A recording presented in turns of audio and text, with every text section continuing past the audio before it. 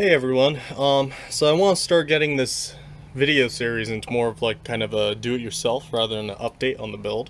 So on this first actual in-depth more do-it-yourself, I kind of want to go over the list of some of the tools that I recommend having on like an engine rebuild. There's various videos out there on engine rebuild on 13Bs and any other wankles, but here's like a quick rundown on some of the tools I recommend that you have as a minimum on rebuilding your engine. There isn't too many specialty tools on disassembling other than things such as a flywheel stopper and a flywheel puller or counterweight puller, things along those lines. But generally you're going to need these basic measuring tools to measure out all your surfaces and all your engine components to determine if they're reusable. Because most people are going to be reusing some heart seals, definitely going to be reusing your housings, especially if you're on a budget. If you're on really good, a full engine rebuild, you're going to be buying new housings, new heart seals, but a lot of us are on a budget, so we kind of just go over every single component and figure out if they're worth keeping or not. So we're going to start with a couple of basic measuring tools, and these are the basics you would need. So let's start with something really quick and easy and cheap. We'll start with the cheapest. These are some feeler gauges. So feeler gauges are actually really important. Each one have a metric and American sizes, standard sizes, on how thick each feeler gauge is. And you're going to be using feeler gauges with figuring out depths, or not depths, the width of, let's say, the apex seal groove with the apex seal on there, and there'll be a spec on what the maximum feeler gauge should be going in, something along those lines, or using feeler gauges and also a straight edge to determine that you got correct clearances on your rotor. We'll take a look right here on the left. And then you'll be using certain size feeler gauges to clearance out certain areas, determining that the rotor is usable. And these are actually really cheap. You can usually buy them at your local automotive parts shop or supply things. And I think you can buy them from like $5, $10, $15. These are just two sets I have. I think they're very similar in what sizes they have. Maybe this one has a little bit more thicker sizes, but a general set, very useful, very cheap. That's one of the things you would really need to start your engine rebuild. Another thing that you would need, especially with feeler gauges, is a straight edge. This is an aluminum one. A steel ones are nicer, but they do cost more. So what a straight edge is that this is a perfectly surfaced straight edge, and you want to make sure not to, get this all gross and dirty, like there's some grease over there, or dropping it, or getting damage on the surface. So this is a straight edge. So it's like a ruler, but a ruler doesn't actually have any accuracy towards its actual straight edge. This is an actual straight edge. I think I got this one for mid $30 or something along those lines on Amazon. I'll post up a link on when I post on YouTube. So you use a straight edge to determine if there's warping on, let's say, the housings, or warping on the irons, or like I said earlier, using feeler gauges and figuring out the clearancing from the gear to the actual side of the rotors as well. So straight edge, very useful, very recommended. Let's go over another thing right here. This is a micrometer. You can get really nice branded micrometers, such as like I think there's a Japanese company, Mitsuoka or something, I don't remember what they're called, but that's kind of the standard. But if you're not going to be doing this often, just get something that's relatively nice. You can even probably pick them up at Harbor Freight. I guarantee this is more accurate than, let's say, like a digital caliper from a Harbor Freight. This is one my buddy gave me. Seems to work, seems to give out accurate, well, I don't actually know how accurate it is, but it does come with extra blocks that you can determine how accurate they are. Let's take a look. So you can't really calibrate them, but they do come with certain size ones. So let's say it's 2 inches. This measures from 3 to 4, so you need one that's 3 to 4 inches, or let's say 3 or 4 inches. You put it in here, you see what it reads. These are actually accurate. So that's how you determine how accurate your micrometer is. You do need your micrometer. They're a pain to read when you first start on them. There are various videos on how to read micrometers. I recommend watching video if you don't know how to use it. Once you start getting it and you know how to add, it's not very difficult. You just put your size up there and then you start reading lines, and you know there's a procedure in doing it. So you need this in measuring, let's say, your housing thickness. So you want to make sure certain points on your housing, let's say the top and near the spark plug side area, they all have to read a certain measurement or a consistent measurement, and there cannot be any differences. Or you're measuring the thickness of your rotors, or you know, any types of distances in very high precision. So you do need a micrometer. Another thing, this is a dial indicator. So what it does is it measures distances as well, but you would use this to measure surfaces or surface defects and what the surface defects will show. This is a really cheap Amazon one I bought probably almost 10 years ago, and I should probably throw it in the trash because it actually doesn't read to the correct decimal point.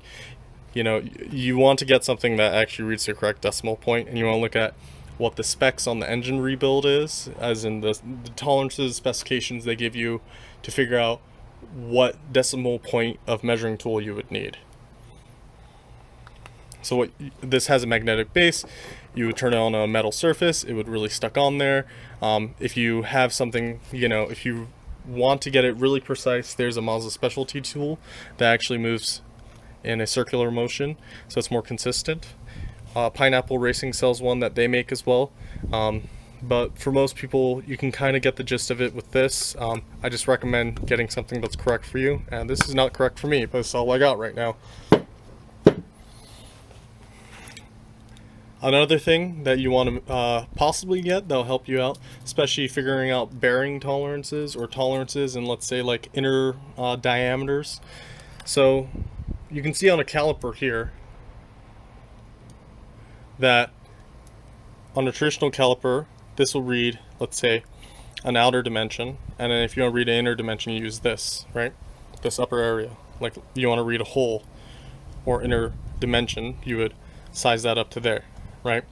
Well, you can't really do that with a dial, with a normal micrometer.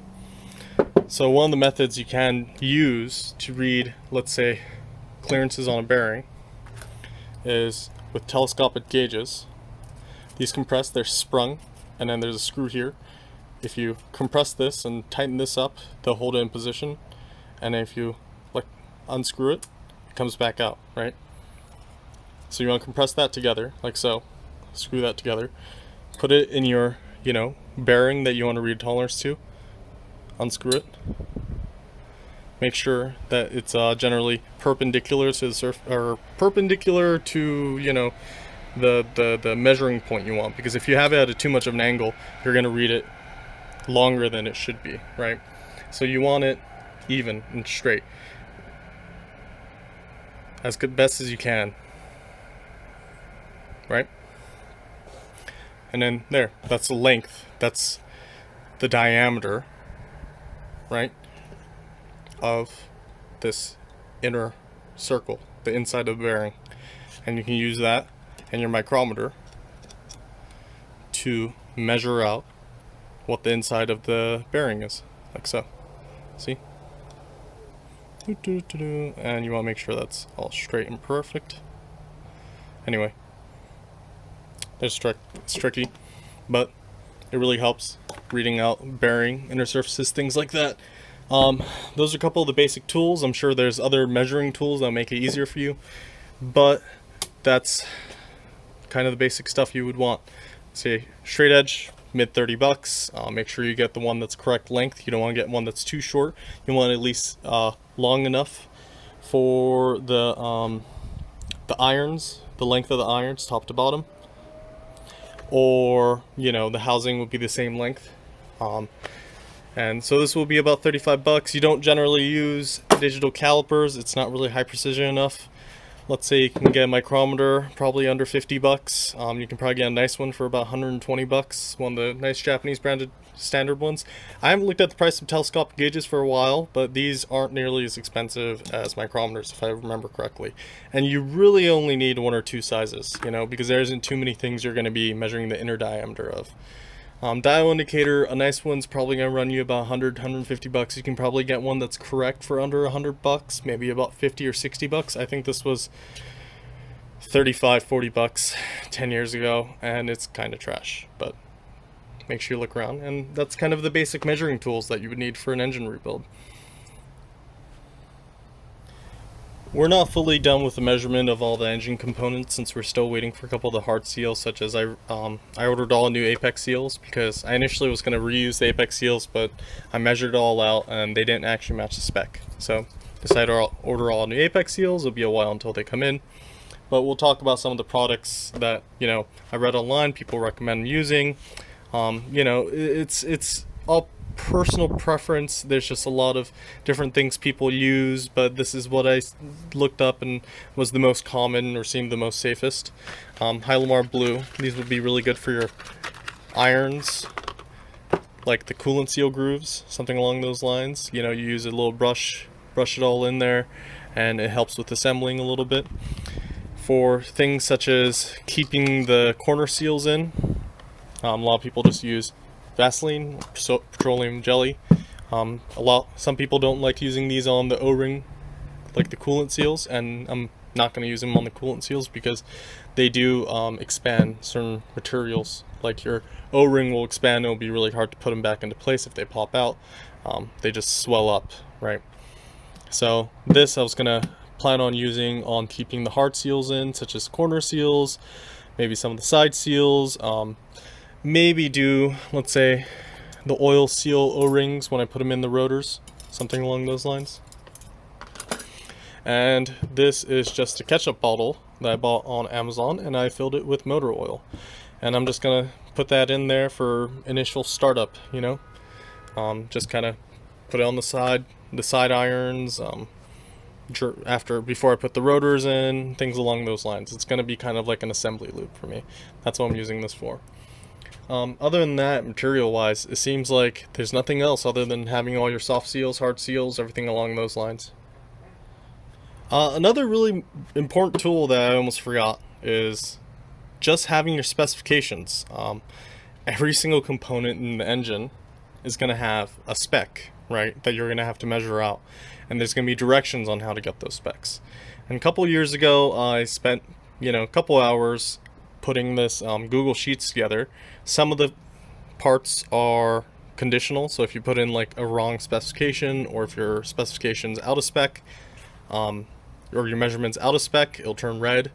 And I put pictures from the factory service manual on every part that they recommend or that they say you should measure. So, diagrams on how to do it, directions, numbers, measurements, everything along those lines. And you can use pen and paper, right?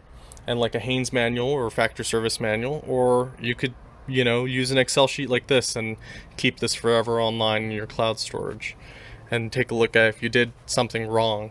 But this is a good record keeping. I think I have most of the specs from the factory service manual in here. If I don't, just let me know. You guys are all welcome to really use this. I'll make a copy of it on Google Sheets, and then just make a copy of it onto your Google Drive or whatever, and use it. If you convert it to an Excel, the conditional formatting gets really wonky and these pictures all move around, so I kind of recommend you using it just from Google Sheets. But it's really useful to have everything in front of you to show how it's all measured. So yeah, recommend you guys using this. You guys are welcome to use this. I'll post up a link. And yeah, if you like the videos, subscribe to it and like the video, and I'll try to make some more stuff, and it's gonna be more do-it-yourself from now on. Thanks.